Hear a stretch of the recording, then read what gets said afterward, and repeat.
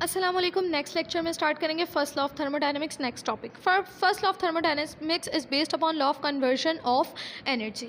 ठीक है, हम लोगों ने इंट्रोडक्शन फर्स्ट लेक्चर में भी पढ़ा था। जो फर्स्ट लॉ ऑफ थर्मोडायनेमिक्स होगा वो लॉ ऑफ कन्वर्जन नहीं, law of conservation of energy को फॉलो करेगा। ठीक है, कंजर्वेशन ऑफ एनर्जी यानी कि एनर्जी इसमें क्या रहेगी, एनर्जी इसमें सेम कॉन्स्टेंट रहेगी। ठीक है, आगे हमसे कहते हैं when heat energy is transformed into other forms of energy और when the other forms of energy is transformed into heat energy then the total energy of close system remains constant. ठीक है, law of conservation of energy हमसे क्या कहता है कि energy क्या रहेगी, कंजर्व रहेगी। ठीक है, कंजर्व रहने का मतलब कि एनर्जी क्या रहेगी, एनर्जी आपकी सेम रहेगी, एनर्जी आपकी कांस्टेंट रहेगी। ठीक है, ये है basically law of conservation of energy. ठीक है, first of thermodynamics totally follow करता है law of conservation of energy को, यानी कि एनर्जी क्या रहनी चाहिए, at the end energy same रहनी चाहिए। ठीक है, तो आपसे कहते हैं कि थर्मोडायनेमिक्स में भाई हमारे पास क्या है कि ट्रांसफर हो रहा होता है, ट्रांसफॉर्मेशन हो रही होती है एनर्जीज के दरमियान। हीट एनर्जी दूसरी फॉर्म में ट्रांसफर हो रही होती है, दूसरी फॉर्म हीट एनर्जी में ट्रांसफर हो रही होती है। ठीक है, ये है थर्मोडायनेमिक्स। अब फर्स्ट लॉ कैसे फॉलो हो रहा है कि जब हीट एनर्जी दूसरी फॉर्म ऑफ एनर्जी में ट्रांसफर हुई या दूसरी form of energy heat energy में ट्रांसफर हुई तो क्या होगा, जो टोटल एनर्जी होगी सिस्टम की वो क्या रहेगी, आपके पास कांस्टेंट रहेगी, वो आपके पास सेम रहेगी।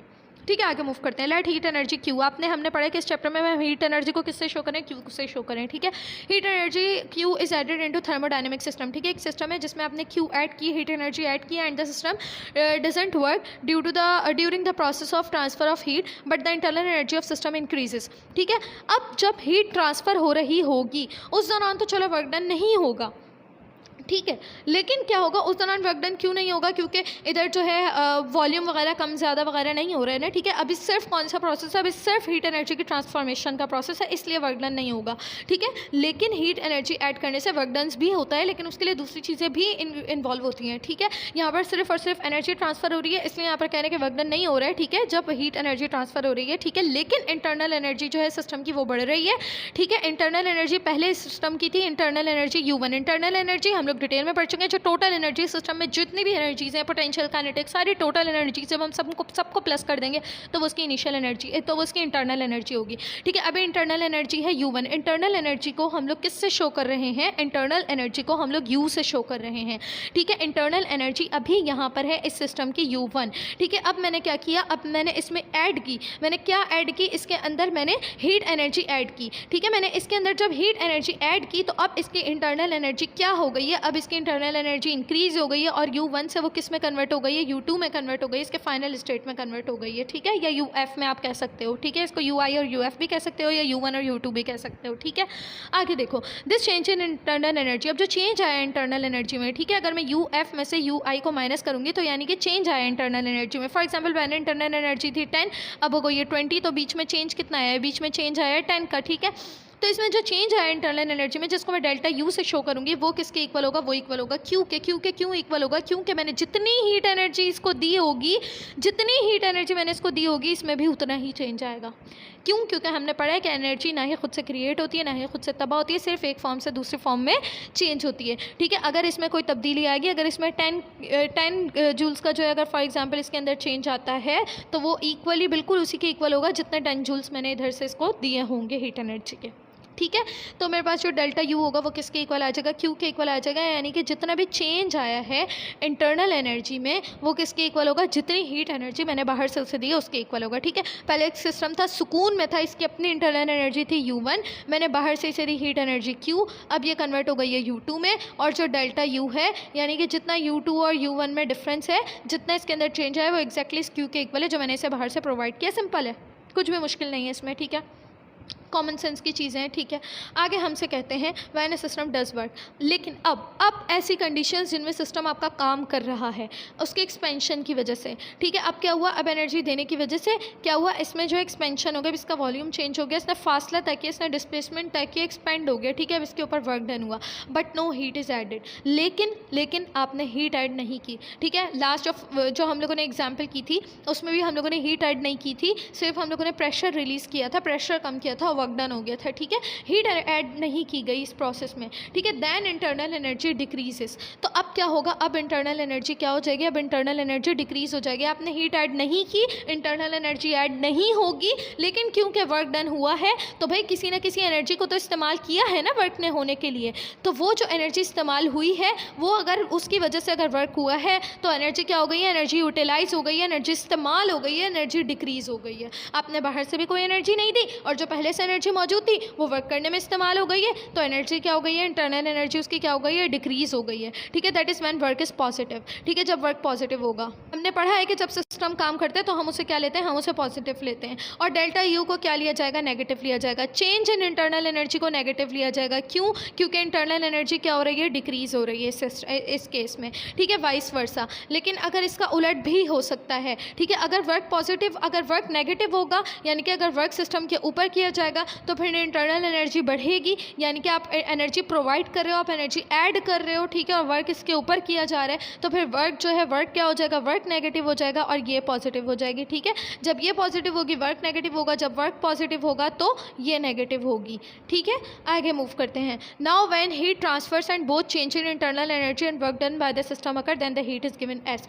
अब जब एनर्जी भी ट्रांसफर हो रही है, ठीक है, नाउ व्हेन हीट ट्रांसफर्स, अब जब हीट ट्रांसफर हो रही है, ठीक है, जब हीट ट्रांसफर हो रही है हॉट बॉडी से कोल्ड बॉडी की तरफ और इंटरनल एनर्जी में भी चेंज आ रहा है और वर्क डन भी हो रहा है, ठीक है। अभी तो हम लोगों ने बारी बारी पढ़ा, अभी हम लोगों ने एक केस पढ़ा जिसमें सिर्फ हीट ट्रांसफर हो रही है, ठीक है, फिर हम लोगों ने दूसरा केस पढ़ा है जिसमें सिर्फ वर्क डन हो रहा है, हीट ट्रांसफ़र नहीं हो रही, ठीक है, हीट ऐड नहीं की जा रही, लेकिन सिर्फ और सिर्फ जो है वो वर्क डन हो रहा है, ठीक है। एक ऐसा भी केस हम लोगों ने पढ़ा। अब हम कंबाइनली पढ़ रहे हैं, ठीक है, अब हम लोग एक ऐसा केस पढ़ रहे हैं जिसके अंदर हीट भी ट्रांसफ़र हो रही है और वर्क भी डन हो रहा है, ठीक है, इंटरनल एनर्जी में भी चेंज आ रहा है, जाहिर है अगर हीट ट्रांसफ़र की जा रही है तो इंटरनल एनर्जी में भी तब्दीली आएगी, ठीक है।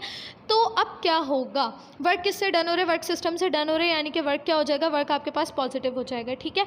देन हीट, फिर हीट किसके इक्वल ली जाएगी, फिर हीट ली जाएगी Q is equal to delta U plus W, यानी कि जो आपकी हीट एनर्जी होगी वो किसके इक्वल होगी, कि जितनी इंटरनल एनर्जी है और जितना वर्क डन हुआ है, ठीक है, या इसको हाँ, जितना जो है, जितनी इंटरनल एनर्जी पहले से मौजूद थी और जितना वर्क डन हुआ है, यानी कि उतनी जो है हीट एनर्जी यूटिलाइज हुई है, उतनी हीट एनर्जी मौजूद थी, इस तरह से आप इसको समझ सकते हो, ठीक है। आगे हम लोग इसकी आगे हम इसकी प्रॉपर डेफिनेशन देखते हैं, उससे आपको और ज़्यादा समझ में आ जाएगा। लेकिन उससे पहले मैं कह रही हूँ कि मैं एक दफ़ा से रिपीट कर दूँ, ठीक है। हमसे क्या कह रहे हैं, हमसे कह रहे हैं कि अगर आपने डेल्टा क्यू को ऐड किया है लेकिन वर्क डन नहीं हो रहा है, तब आपकी इंटरनल एनर्जी का चेंज आपके क्यू के, आपकी प्रोवाइडेड हीट के इक्वल है, ठीक है। एक ये वाला केस हो गया। ये वाला केस कौन सा है, जब हीट ऐड की जा रही है लेकिन वर्क डन नहीं हो रहा, ठीक है।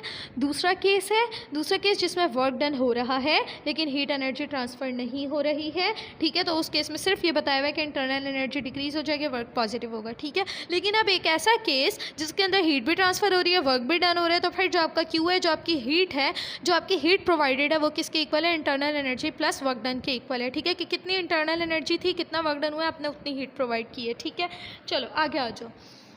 This is the mathematical form of first law of thermodynamics. ये है फर्स्ट लॉ ऑफ थर्मोडायनेमिक्स की मैथमेटिकल फॉर्म, ठीक है, विच इज़ स्टेटेड एज। इसकी स्टेटमेंट क्या है, फर्स्ट लॉ ऑफ थर्मोडायनेमिक्स की स्टेटमेंट क्या है, when heat Q is added to a system, जब आपने हीट ऐड की एक सिस्टम में, a part of this heat is use to change the internal energy of the system. उस heat का जो एक हिस्सा है, ठीक है, उस हीट के जो आपने हीट ऐड की है, इसके आप कर दो दो हिस्से, ठीक है। इस हीट का जो एक हिस्सा है, ये एक हिस्सा किस में इस्तेमाल हो गया है, इसका एक हिस्सा इस्तेमाल हो गया है इंटरनल एनर्जी को चेंज करने में सिस्टम के, ठीक है। एक हिस्सा इस्तेमाल हो गया सिस्टम में इंटरनल एनर्जी में चेंज लाने के लिए, ठीक है, क्योंकि आपने हीट ऐड की है, ठीक है। पहले अगर इंटरनल एनर्जी थी कितनी, पहले अगर इसकी इंटरनल एनर्जी थी U1, ठीक है। अब इसकी इंटरनल एनर्जी है U2, ठीक है। इंटरनल एनर्जी में चेंज आया डेल्टा U का, इस Q के एक हिस्से का जो असर पड़ा है वो डेल्टा U के ऊपर पड़ा है, ठीक है। जबकि जिसका दूसरा हिस्सा है, ठीक है, इस दूसरे हिस्से ने क्या करवाया है, इस दूसरे हिस्से ने वर्क डन भी करवाया है, इसलिए इस Q के दो हिस्से हैं। एक तो इस Q का हिस्सा इंटरनल एनर्जी के चेंज में इस्तेमाल हुआ है और एक वर्क डन में इस्तेमाल हुआ है। तो ये है फर्स्ट ऑफ थर्मोडायनेमिक्स की मैथमेटिकल फॉर्म और ये है इसकी क्या, स्टेटमेंट, ठीक है, आगे मूव करते हैं। This statement of first law of thermodynamics also provides universal truth that energy is neither created not destroyed. और यही स्टेटमेंट आपको बताती है कि एनर्जी ना खुद से क्रिएट की जा सकती है ना खुद से डिस्ट्रॉय की जा सकती है, ठीक है, इन एनी थर्मोडायनेमिक सिस्टम। ठीक है, सिर्फ और सिर्फ जब आप बाहर से कोई एनर्जी ऐड करोगे तभी जो है इधर कोई चेंज आएगा इंटरनल एनर्जी में, और तभी जो है कोई चेंज आएगा वर्क में, तभी एनर्जी को प्रोवाइड करने से वर्क डन होगा। ठीक है, या वर्क डन के लिए जितनी एनर्जी यूटिलाइज होगी वो जो आप प्रोवाइड करोगे उसी से इस्तेमाल होगी। ना खुद से एनर्जी आई, ना खुद से इंटरनल एनर्जी आई, ना खुद से इंटरनल एनर्जी गई, ना खुद से वर्क हुआ, ना खुद से वर्क गया। ठीक है, इस तरह से आप इसको ले सकते हो। ना खुद से हीट एनर्जी आई, ना खुद से गई। ठीक है, जो आपने ऐड करवाई उसी के नतीजे में इन पर चेंज आया, या जो इनमें चेंज आया वो इसी के नतीजे में आया। ठीक है, आप किसी भी अल्फाज में कह सकते हो। ठीक है, in using first law of thermodynamics, first law of thermodynamics को इस्तेमाल करते हो proper sign should be use, proper sign इस्तेमाल करने चाहिए। That is Q is taken positive when heat energy is supplied to the system.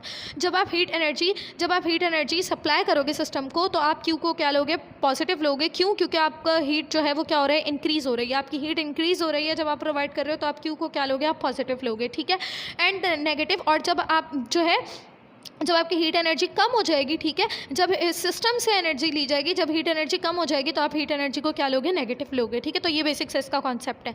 ठीक है, फिर वर्क जो है आपका, वर्क को पॉजिटिव तब लिया जाएगा जब वर्क जो है सिस्टम आपको करके देगा, work done by the system, और वर्क को नेगेटिव लिया जाएगा जब सिस्टम के ऊपर आप काम करोगे। ठीक है, work done on the system. ठीक है, ये फर्स्ट ऑफ थर्मोडायनेमिक्स बहुत ईजी से था, बहुत छोटा सा टॉपिक था, लेकिन इसके अंदर जो है कॉन्सेप्चुअल चीज़ें थी, थोड़ा समझने वाला था। इंशाल्लाह नेक्स्ट लेक्चर में हम लोग स्टार्ट करेंगे एग्जाम्पल 10.2। अल्लाह हाफ़िज़।